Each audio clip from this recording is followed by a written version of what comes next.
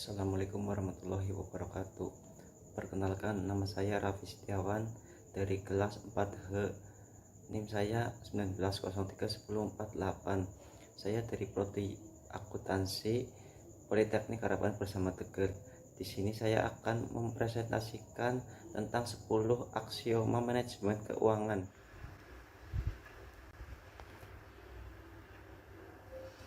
1. Risk Return Trade-off.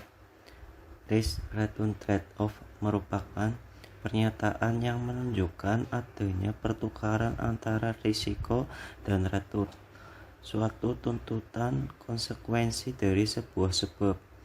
Prinsipnya adalah semakin tinggi risiko suatu pekerjaan, maka return yang diperoleh mestinya harus semakin besar.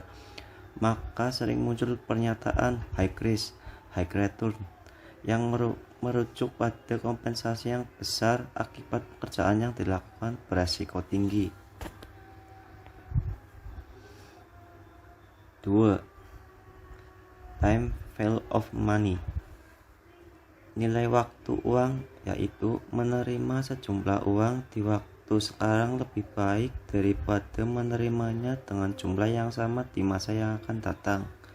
Hal ini berkaitan dengan nilai uang yang semakin lama semakin menurun akibat terjadinya inflasi.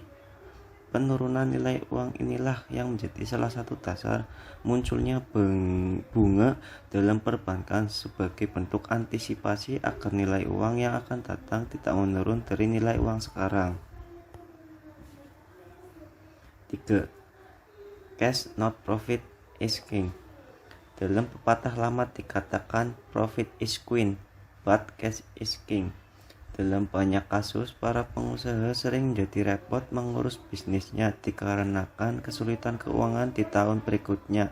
Padahal menurut catatannya, laba yang diperoleh selalu meningkat. Tetapi setelah diteliti, ternyata keuntungan yang diperoleh perusahaannya hampir semua dalam bentuk piutang yang tingkat likuiditasnya tentu kalah dibandingkan dengan kas. 4. Incremental cash flow count.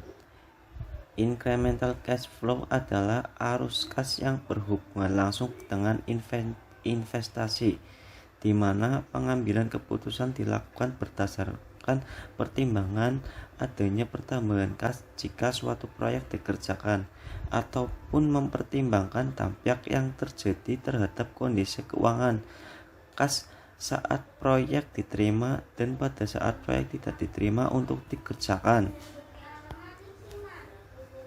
5.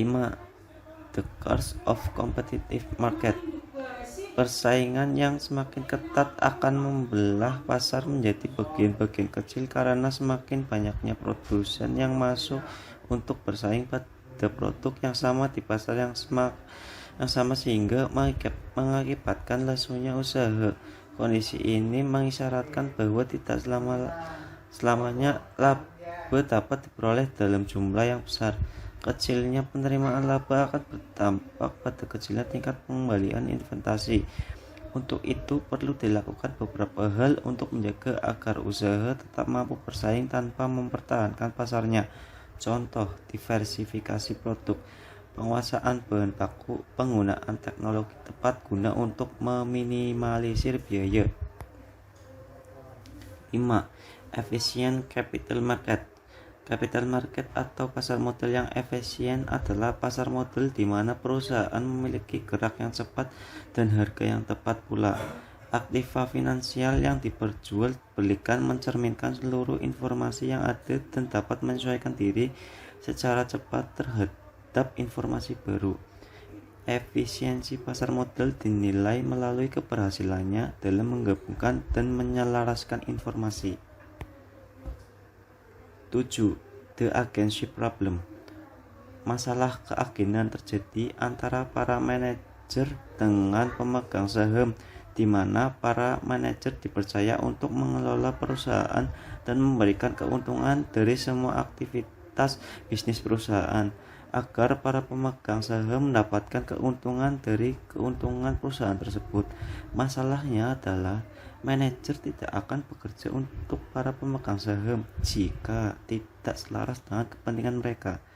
para manajer akan mengambil keputusan yang akan memberikan keuntungan bagi mereka, kecuali jika ada aturan main yang menjelaskan bagaimana struktur insentif dapat mengakomodasi kepentingan kedua belah pihak, manajer dan pemegang saham.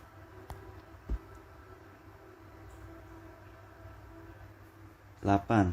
Tax-based business decision, yaitu pertimbangan pajak yang dijadikan landasan pengambilan keputusan terhadap suatu aktivitas bisnis.